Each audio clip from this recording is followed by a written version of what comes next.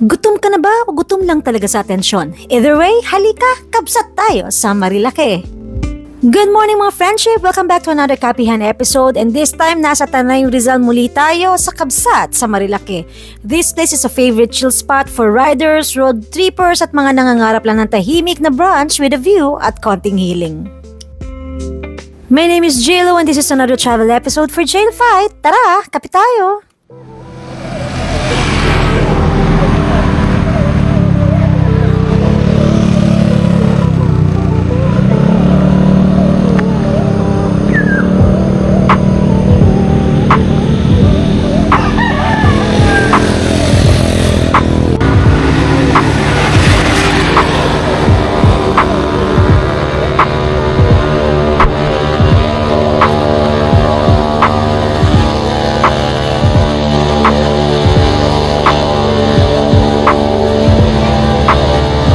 Kitaas.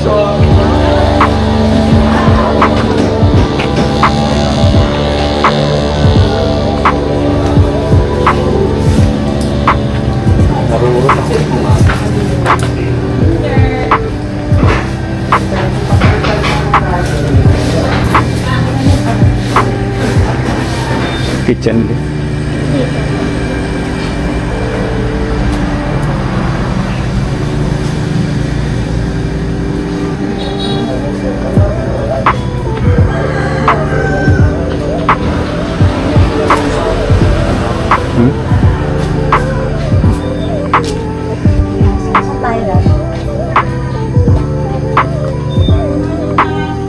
Ano yun natin?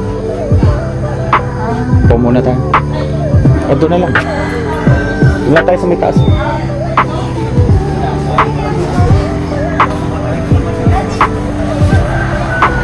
Kaya nga, yung tinuturo ko sa'yo kanina. Kaso?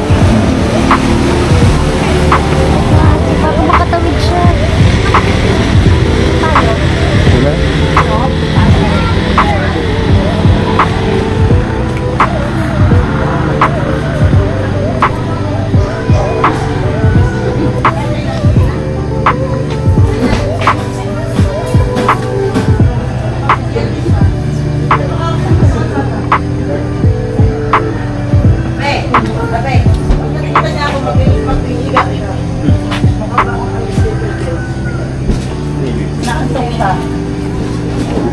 Doon ka pa, Jaya. Bye. Ginger.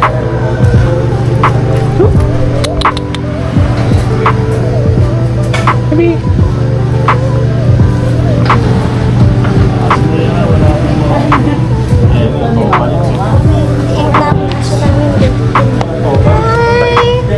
Baby pa to, 3 months, 5 months. Ay, hindi. Ay, parang si Joey. May scratch ka din. Oh, very si Joey lang. Ako, maganda siya si Joey ko.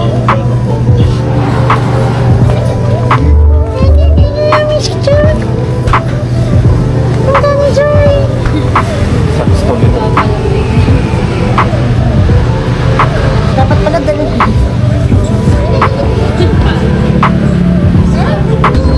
Maganda sa'yo. Ha? Ay, hindi ko to.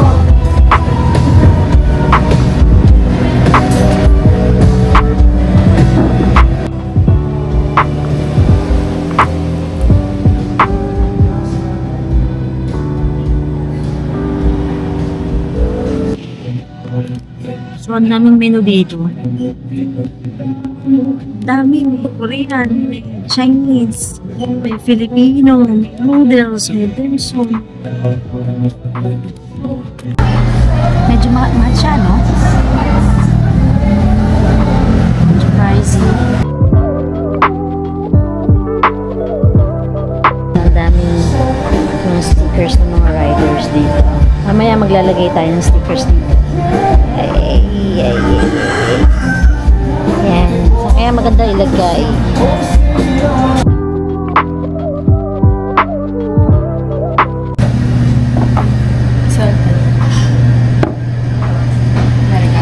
Thank you.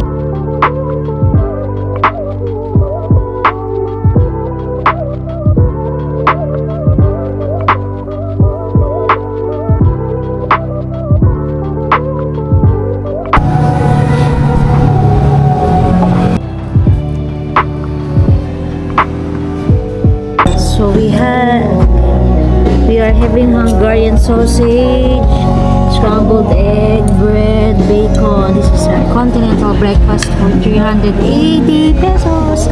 At ang top silog nila buo 200 plus din. Ha? 200 plus to. Buo yung ano. Tingnan mo. Hindi siya yung typical na slice na tapa. Buo siya.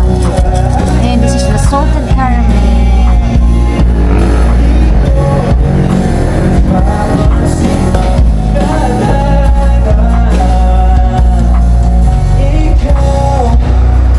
Sarap naman. Medyo matigas lang pero masarap.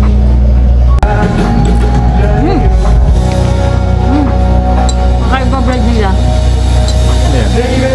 Crispy. Hindi siya yung bread lang. Maraming salamat sa pagiging sorry. Ano? Pizza. Hindi siya pizza, pero parang pizza. Pero bread siya.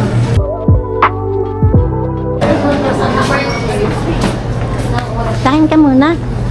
Uwi tayo. Tama ka sa akin. Tama ka sa akin.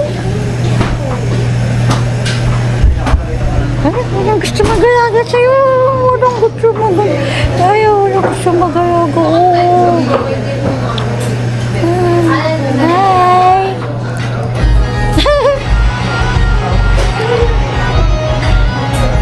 Hiramin ko muna.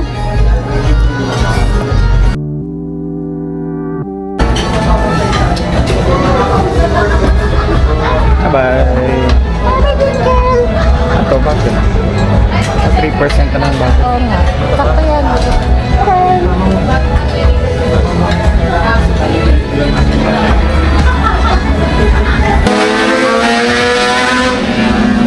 O gusto mo sa gitna yun, may nagtanggal doon. Ito? Hindi, sa kabila. Yan.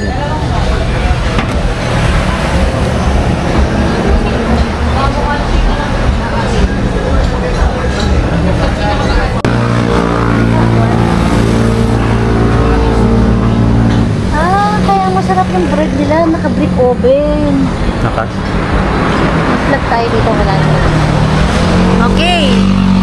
So, dito tayo muna, Daddy. Ang dami nilang menu. Iba-iba. May Filipino. Ay, ang mga riders.